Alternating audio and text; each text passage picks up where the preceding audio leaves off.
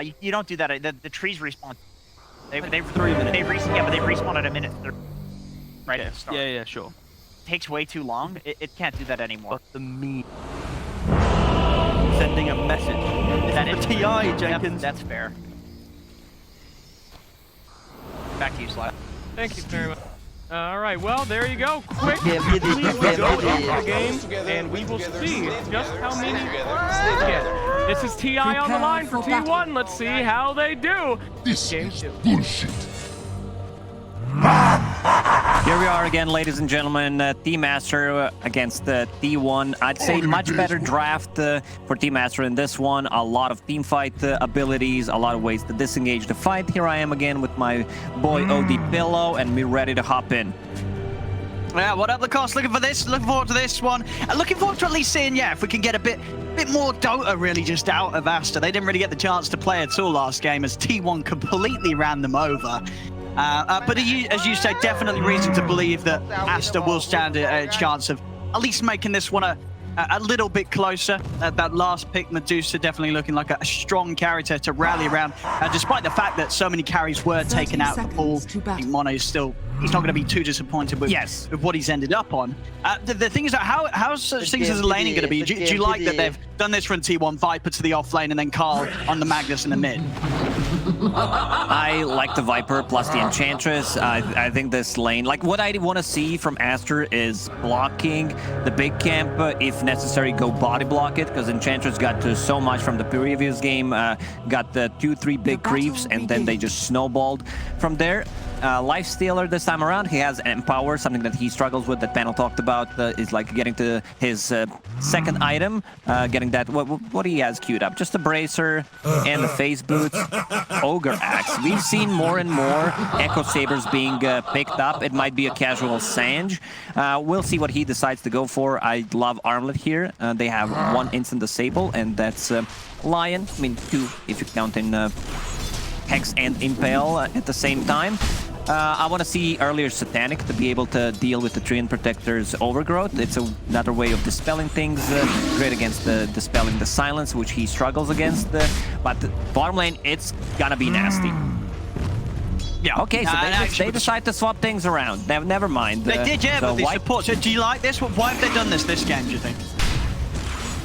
I think they want to have a stronger support for Lifestealer, because if you have Abba Lifestealer, that doesn't sound too strong, and they also want to put a bit... I think it's just more about securing that Lifestealer's farm. We'll see if they're able to do that. Of course, last game we did see both carries have a bit of a tough start, tough laning phase, with 23 Savage and Monet have a bit more of an enjoyable time in the early game this time round. Looking at the mid matchup, have White Album on his DP against the Karl Magnus. You're a melee hero, you're going to get siphoned. I guess you've always got the skewer to get out. How do you expect to see this one going? Can someone get ahead of this matchup?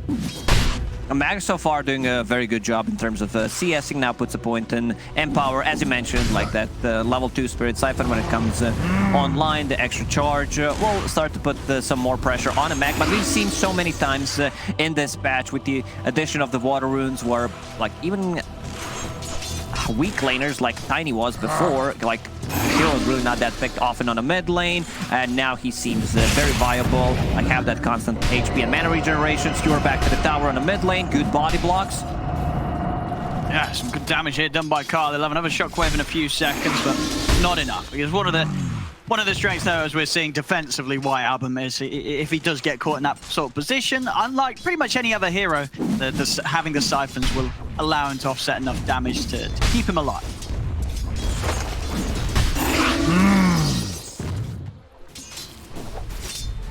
Lifestealer, half HP. Whitemon will use the healing cell to bring him back to full. So far, decent CS. XXS doing a very good job this game. 16 CS, about to hit level 3. Also has a Ring of Health going into Vanguard, which is something that I've not seen. Yeah, I mean, why do you think he's leaning the way of Vanguard this game? What's he saying that's making him want to do that?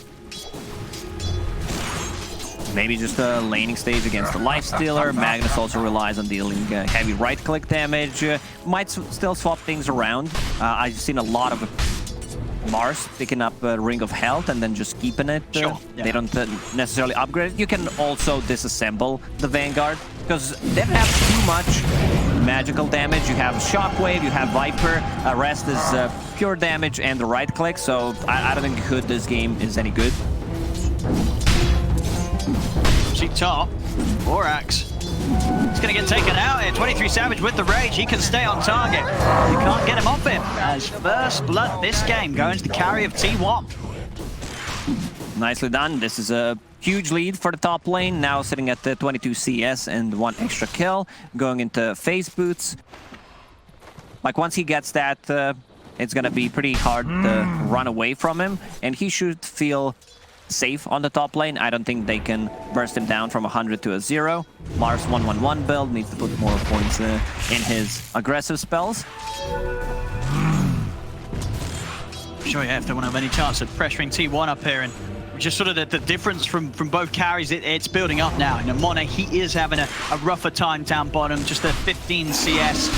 T1 again, you know, early days, but definitely similar size to what we saw last game of T1 just getting a better grasp of the game straight out of the laning stage. T1's draft heavily focusing on the laning stage. Viper lane dominator. You have Lifestealer against the Mars matchup. You have the Enchantress. Some stacks are being made in the Radiant Triangle. There is one big camp being stacked. I want to see some more, especially if there's not much to do at the top lane. So Borax already going there, trying to stack the big camp. Might be late because he doesn't have Boots of Speed, just the Windlace at the moment. No, he stunned it from the fog and will be able to stack it. Yeah. You need to be careful. Playing into Mag, playing into certain heroes like a Leshrac as well allows them to invade your triangle and possibly get all the gold from it. XXS. Gonna run him down. Bonk, and bonk. he's got the backup. Borax in just in time. Is it enough? Success, he'll live this time. He is out there, very close then. A good job Borax was able to make it over when he did. And then the Borax. Yeah, poked upon him well here by Whitemon. I mean, again, this Enchantress we saw last game definitely being a huge nuisance with it now. You know, Whitemon on this top lane here by the carry. Definitely putting in the work to make sure that 23 Savage has quite a lovely lane to start this game in. And it's only going to get easier for him, because once the Empower comes online, it's going to be very hard to bring him down. They will need to use like Exorcism, run him down, possibly a Hex, even a Finger. Right now, he's still thinking about his items. He was having like Scotty queued up, casual Sanj. I think Armlet is the best choice. It's the cheap damage. You build it so easily early on, and then if they don't have enough burst, you can always toggle it. On the bottom, Viper goes for more of a right-click oriented build. Decides to buy Band of Elven Skin, so we might see either a Power Treads or a Dragon Lance. With my rage. Not for sure, yeah, Dragon Lance always feels good. Buffs that it's received always is that nice stat item if he wants to go all the way into that sort of build. Radiant's Mid middle lane. tower is under attack. Oh, he's just heading over to take the small camp. Whitemon as well, also starting to farm this, or trying to farm some of this stack. This is what I talked about. Empower is maxed out. Now they're gonna try to steal the stacks, but Aster is ready to defend it. He's in trouble. Oh, Karl. Ghost come out, but Karl using the RP to lock back White Album. So both fine with their ults going down. Because he used the Exorcism, but someone needs to be on a mid lane and defend this tower. Glyph pop. Karl will pick up a bounty rune, so that will refill his bottle, 2/3 of it. Whitemon. He's trying to come over to maybe start to be a part of the defense, but of course walks straight into a line. Borax waiting on the high ground, him and White Album having the burst to take him out. Aster, though, He might have done that on purpose, just to mitigate the damage done to the tier 1 tower from the Exorcism. Like, he bought time, and that one death doesn't really matter that much on the top lane. 23 Savage keeps on farming, so I believe it's all good. Yeah, I mean, and who could they really move up to this top lane to slow down this lifestealer? It's kind of hard, bro, because it's a solid lifestealer game overall. It is, looks good until Medusa gets a couple of items, because they don't have too many gap closers. He is pretty much the only one. So Medusa will have a good time once she gets to her second, third item, straight into S and Y. After finishing off what seems to be the Dragon Lance. Not even full Dragon Lance, needs Ogre Axe. Still just playing a good catch-up lane after a tough laning stage for Monet. Started to get pretty close to the top back last game as the TB, but it takes him a lot of time here. I remember the interview that we had with 23 Savage during the second season. He talked about the Dragon Lance, how it's a great item, you can disassemble it, that he always wants to build it on Medusa. Zephyr, well dropped. He just sort of walked in and started punching the Medusa. It was a very ambitious effort there. Of course, Monet, he's got backup around him. So Zephyr just ending up handing a bit of golden glory here to Monet. And he's going to be very happy with the Batten turning up in that fashion. Abba position 4 doesn't provide you with anything compared to 5. Like, unless you snowball heavily, unless you get some return kills. In this game, you might have 2 position 5s. Or if you want to shift things around, I think it's much better that the Zephyr becomes 5 and Enchantress gets the items, because we saw in the previous game what happens if Ench gets the farm. Unfortunately, they cannot swap the heroes. 9 minutes in, just type -swap hero. Maybe it's possible, Owen. Maybe it's possible. We saw no one's ever tried it. The game. There is the possibility. Until they attempt it, they are going to be stuck, as you say, as they are. So a little bit of a slow start in that sense from the supports, but still the core, you know, just the fact that T1, 2K lead, 10 minutes in. They're able to get that much more from the setup that they've had, and it's ramped it up. You know, there's no signs of sort of this lead that T1 have slowing down, which is definitely got to be a bit of an issue for Aster. Aster, they lost control of game 1 pretty early on, and they did really struggle to get anywhere close to bringing it anywhere near back into their ballpark. A difference in this game is they have Abba plus Enchantress, so you can't really make aggressive move. You can park inside, like in front of the tower, but you don't have that much tower damage early on. So Magnus decides to go for a Blink Dagger first item, which I really like, so that's gonna give them one way to start a fight, either a Blink RP or casual Blink Skewer. Lifestealer. Something that I noticed about 23 Savage when he's playing Lifestealer is that will not be using Infest as a bomb. Most of the time just wants to be able to save the allied heroes, so something to look out for. Very good at it. I'm going to maybe try and start some action here. As soon as he shows his face, he knows that Aster, they've got a lot up on this top lane. The 4 of them ready to try and push down a tier 1. Obviously, Exorcism up and ready to go from White Album if he wants to commit. There's too much effort AoE. into defending this. I don't think they can defend. Tyrant Protector level 6, Mars level 7. You have the Exorcism up and running. Lion still level 5, but here comes Viper. And they've got the Magnus coming over with the Blink ready. Arena's going to get locked down. They look to focus. We've got to keep eyes on Karl. Karl can find the jump here with the ult. In power out on Savage. He's going to jump over to the side, looking towards White Album. Will drop the RP onto the Death Prophet to allow them to burst through the DP. Catch Lanham as well. He's into the trees, Karl. Trying to clean them out, but Lanham, he'll make it away. So T1, they do actually manage to pull together the defense here. And the tier 1 tower not taking too much damage at all, not even half of its HP there. So another use of the Exorcism, which doesn't result in an objective being taken by Aster. Radiant's middle tower. Nicely done. They did a much better job than I expected. Viper keeping it into the trees, sacrificing himself for the greater cause. They got the 2 return kills, and as you mentioned, like 2 Exorcism already used. What's off? XXS. He may have stuck around a little too long. Zephyr's going to try and help him out. But with the Siphon up on Karl, there's no chance for a jump out. Sticking around a little too long, and Aster not letting that go away there. Immediate response with the Overgrowth opening. So Viper going for a more of a right-click oriented build. As we discussed, Ogre Axe died on a courier, going into Dragonlance, wants to have that extra range. I want to see what his next item is going to be. Maybe if he wants to get something more, like he can get possibly a BKB and just right-click people down. Panel discussed about the Scotty possibly on Viper.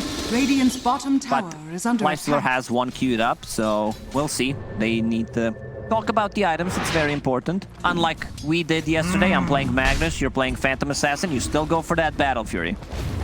I can't remember who it was, but there was a pro player who buys Battle Fury even though he has a mag. So that's my reasoning there. got to have as much cleave as possible. I would agree the way to play. if we were playing against the PL, but never mind. Monet clearing up the ancient stack. Same goes for Mag, who is working towards his. Echo Saber wants to be able to scale. They slowed down a game a bit. So in both of these games, we didn't see too much action happening early on. No, definitely more of a chill sort of opening. And as you say, at least for Aster for this time round, even though they're behind on the goal at the moment, the fact that they do have the Medusa to fall back on and with some really good solid team fight and sustain around him, definitely leads them to have a much stronger chance here as compared to the sort of the draft they had around Monet's Terrorblading game. Much better high ground defense. You have Strength Protector to stall the game. Lanham Dire's at the middle wrong tower is under attack. space, wrong time. So he is getting caught. This is the Lanham Classic, Treant Protector, something that he first shown in the DPC, going for the Holy Locket, Living Armor, amplifying the heal, amplifying the healing on the towers as well. So pretty hard to take down, very annoying to play into. They don't have that much tower damage, so you can't really go in, deal chip damage. One of the reasons why I love Leshak in this patch as well, because you have this Treant Protector who's super popular, and then you go in, take the tower easily. Medusa, after finishing SNY, which is coming to her shortly, going into Aghanim's Scepter. Aghanim's got nerfed, still very potent item. For sure, one of the definitely more irritating carry Aghanims to try and push and fight into when you're just constantly getting held in position by the bounce of the snake, the stone. Aster swinging around bottom, see if they can catch it. It's just Zephyr around. Under attack. And these are a bit of a tough one. Of course, we'll have to borrow time. They can actually fight long enough through. Okay, they've got the Yules. With the Yules, they'll be able to wait out good duration at the borrowed time. It's waiting through. I mean, gotta get those stacks, you know. Gotta get him somewhere, indeed. That's the first stack. Because if you have 0, you're kind of in a bad spot. 15 minutes in. Figure was definitely not necessary, but Borax, did he get the last hit? He did, so that's some extra gold for him. Working towards the Blink Dagger. Yeah, the Blink's going to be pretty huge this game against the heroes like the Lifestealer with the Rage. Still though, you know, even if he does get that jump on Savage, Savage is going to be tanky. The Sand's already done, nearly having it complete into the SMY. It's not going to be an easy Lifestealer to kill, even if they do get that jump. And talking about jump, T1, they're smoked up. Karl's ready to go with a Blink RP. Let's see what we can find. He's going to get over towards ladder. Couple of quick skewer back onto the Triumph. Themselves an easy kill here. We'll give the information for the rest of us. Dire's top tower is under attack. What did you expect? I want to see who gets the first Roach. Maybe they want to invade the triangle, try to get a kill there. That Prophet very close to level 12, so Exorcism go from 8 to 16, which could potentially end up resulting in like taking a one fight in their own triangle and then going inside the pit. They have enough sustain. Mars in the end decided to go for the Vanguard and now going into Blink Dagger, so very hard to kill. Well, this is sample it at one point. There's really no need to have it at the later stages of the game. It's more of a, yeah, I don't want to get killed in the lane. Borax getting caught, that's a solo RP on him. I'm back the cost. Radiant's bottom tower. Hello, hopefully you can hear me again. Hello. What did I was miss? just failing. What did I miss? Sometimes I have nothing. I have long monologues as well. Lion got a kill, and that's pretty much it. Tower gets denied. They get the extra gold from it.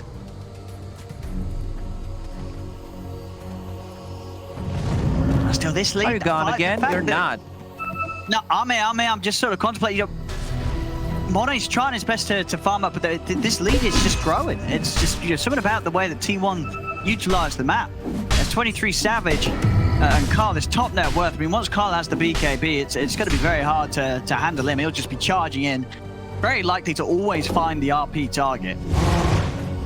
He's very hard to take down. Gets the Strength Talent on level 15. Echo Saber done, going into BKB. If he feels it's necessary, can disassemble the Echo Saber and get a BKB earlier, and then get that possibly like upgraded again to Echo Saber or get an Orchid from it.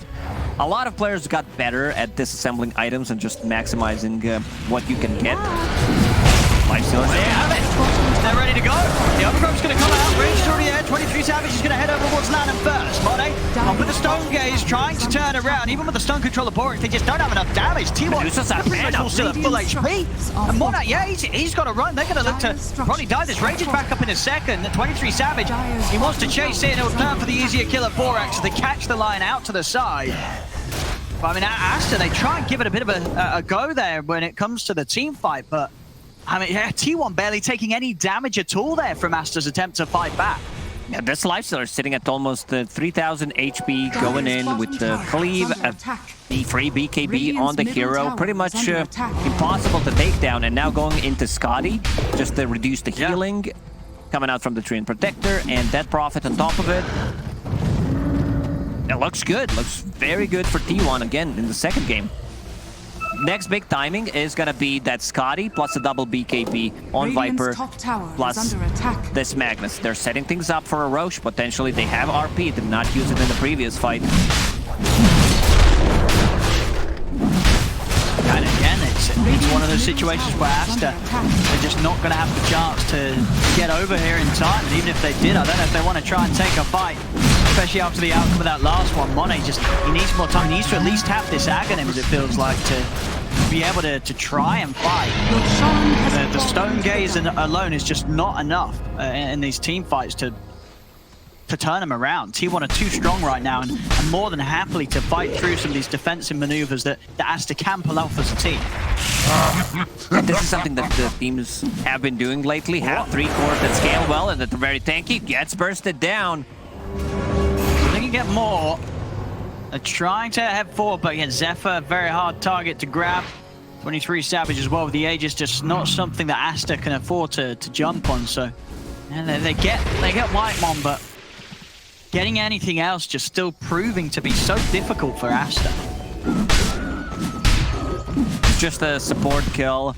Good thing is Medusa is farming. She's not keeping up with the lifestealer, but once that Aghanim Scepter is done, which is 1,000 gold away, team fights are going to become much easier for them. They will have 1, 2, even 3 resetting tools with the Gaze, Snake, Overgrowth. Even Mars Arena can be used defensively. T1 ready to swing round to the bottom lane. Take another easy tier 1 tower here as Aster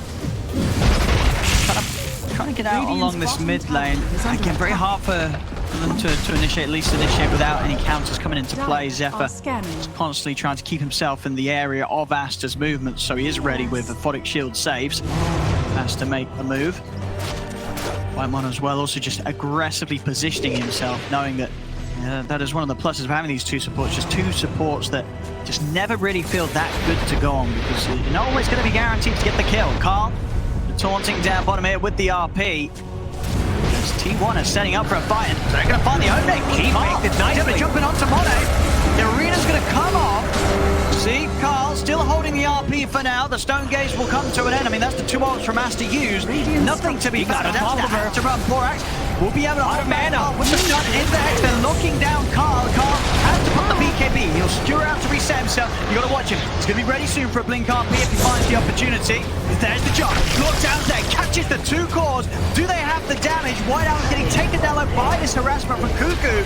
And now over to Monet. They turn towards the next target. Monet is going to go for the TP in front of the ball, but the skewer's back up. The TP is cancelled as T1, they'll take the fight. Lanham's trying to hide in the trees. He will manage to make it away. But they get the 2 big kills there, T1. Both the Dusa and the DP taken out. And just Lightstealer, lovely movements here. Yeah, Lightstealer instantly connects on Medusa, starts right-clicking her extra slow, kicking in from that Ghoul Frenzy, and the freshly bought Scotty. She's out of mana, pops the magic stick, and then she has enough mana for a stick. We see Karl using Skewer defensively, and then resets. So 2-man RP, nice and fast, something that I talked about, that 23 Savage is really good at using. Doesn't necessarily saves Karl, but you know, just heals him up. And now they're in. They want to take this tier 3 tower and the barracks. Yeah, huge push coming in to get this very early objective. Yet again, you know, just 22 minutes in, and T1 taking the melee barracks from the bottom lane. And yeah, just the way as well that Karl, you know, the patience from him to hold the RP, make sure that even though he was showing himself getting involved, you know, he wasn't just sitting at the side waiting for the opportune RP moment. He was playing right in the center of the fight, but knowing that he had that ability with the BKB skewer to hold back and come back in when Aster, is already a point of the fight where Aster pretty much used all their armors and didn't have anything to respond to it. Now straight away, T1, they're staying on Aster's half of the map. T1 can afford to get like a mistake or two in a team fight. They have the Aphonic Shield, they have a mech, Holy Locket, 23 Savage, got a bunch on Lion. And open to the side, Karl, he's in with the BKB, he's got the skewer back on White Armor. Another huge catch here from the Magnus. As he sets up 23 Savage to clean up the kills, double kill on the Lifestealer. They're pushing it down mid, and I mean, honestly, this game too, we're just seeing the same here from T1. Just top stuff, there is no doubt about it. The work and preparation that this team put in, has been huge. The arena will come down on A. Get the stone gaze off, but there's no damage. T1 don't care at all about being caught in this combo. It's Aster that have to run as soon as the ultimates are used. They just cannot fight T1. They're all full HP. They're pushing down the mid. There's the RP on jump again. Karl gets the RP, and he's caught the big one. He's caught Monet. Monet out of mana. He'll go down. Is under attack. As the tips absolutely going the way. There it is. Call it GG. I was about to say it. They might call the GG, something that IG really set up a new standard for it in the Chinese region, just calling out the GG early on, but